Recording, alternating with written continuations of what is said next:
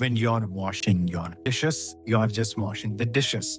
When you're walking, you're just feeling your feet on the ground and just walking. By what if that gut feeling you get, that flash of insight in the shower, or the sudden solution that pops in your head out of nowhere is not random? What if it's a doorway to higher level of consciousness? A kind of God to your mind that you already have. In this video, we are going on a journey to explore the hidden science of that mind. We will see how a 100-year-old idea from psychologist Carl Jung is inspiring new questions in modern neuroscience. And more importantly, how you can tap into this incredible part of yourself and create abundance in your life. We all have had those moments. You're struggling with a problem, you hit a wall and finally give up and take a walk. Then, out of the blue, the answer just arrives. It feels like you figured it out and more like you downloaded it. That's your intuition, or that weird nagging feeling to check on a friend only to find that they are going through a crisis and really needed you.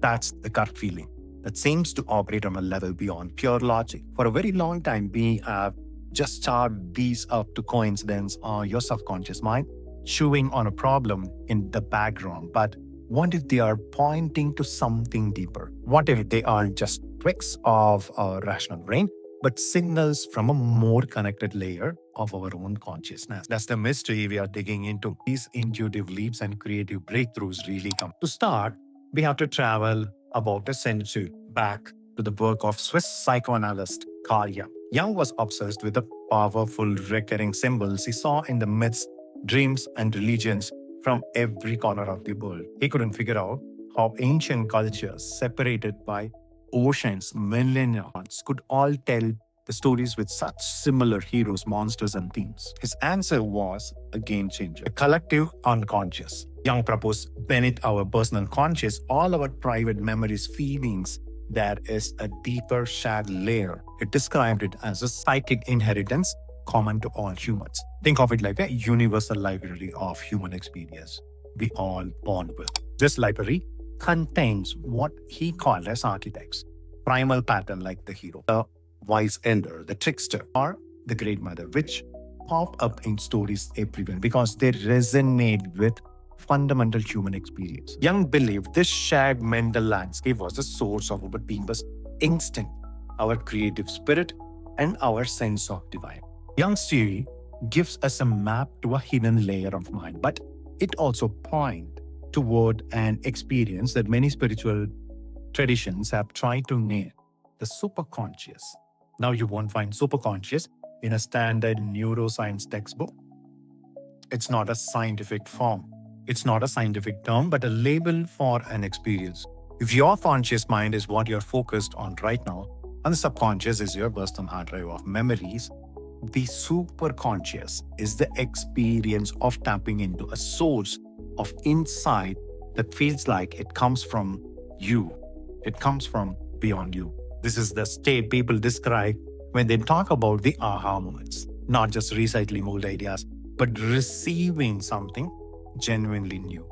If it's the wellspring of radical scientific theory and world-changing art, those who experience it often report a profound sense of peace, clarity, and oneness with the world, as if they're seeing the underlying connections behind everything. This is the feeling of God-tier awareness, the part of you that simply knows without having to work it out. For decades, ideas like the collective unconscious were kept in the realm of philosophy because one couldn't prove that.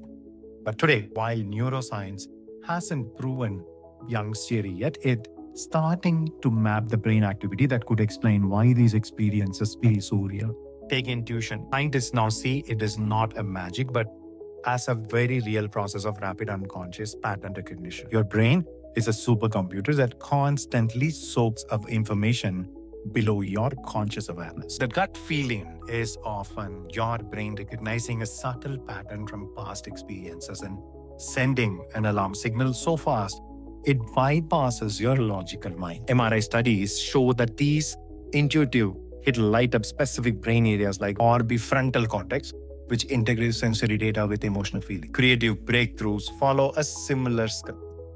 Those aha moments, the eureka moments, usually happen when the brain is relaxed and unfocused, which allows it to form new and unusual connections between ideas you already have.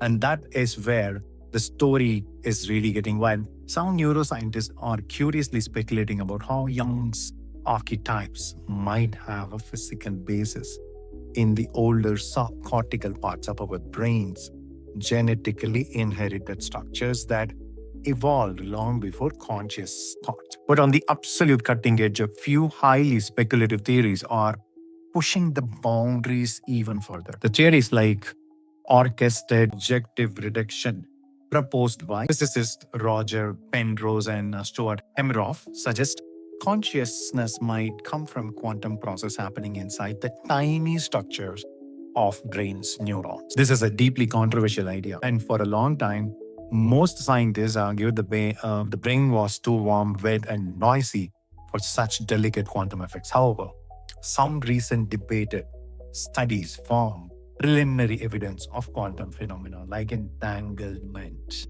my favorite. It potentially is occurring in the brain.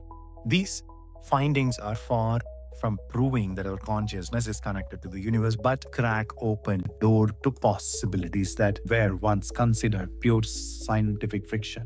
So, how do we get better at hearing these deeper signals? How do we intentionally access this state of mind? The key is to practice quieting the static of your everyday thought. The most powerful tool is this, we all know, meditation. When you consistently calm the chatter in your head, the little voice, you create the quiet space needed for these deeper insights to bubble up to the surface.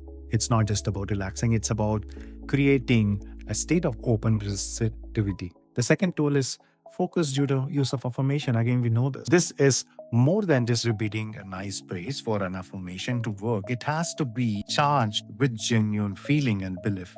When you repeat an affirmation with total conviction, you are aligning your own mental and emotional energy with the reality you want to experience in this lifetime. It's about learning to resonate with a new possibility. And finally, mindful presence. And that's your gateway. This just means bringing your full non-judgmental attention to whatever you're doing right now. When you're washing your dishes, you're just washing the dishes. When you're walking, you're just feeling your feet on the ground and just walking. By pulling your attention out of anxieties about the past and the future and anchoring it in the now, you let go of your personal worries and open a direct line with flow of insight. By practicing these, you are not learning a new skill. You are remembering how to access a part of you that always have been there.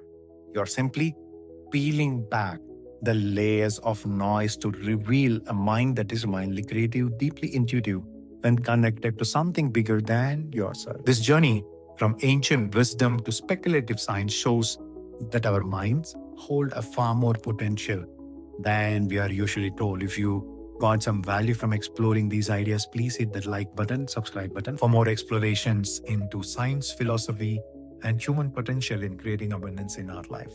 Now, I want you to hear from you. Have you ever had one of these unexplainable moments? A gut feeling, a flash, or an insight, or a creative download?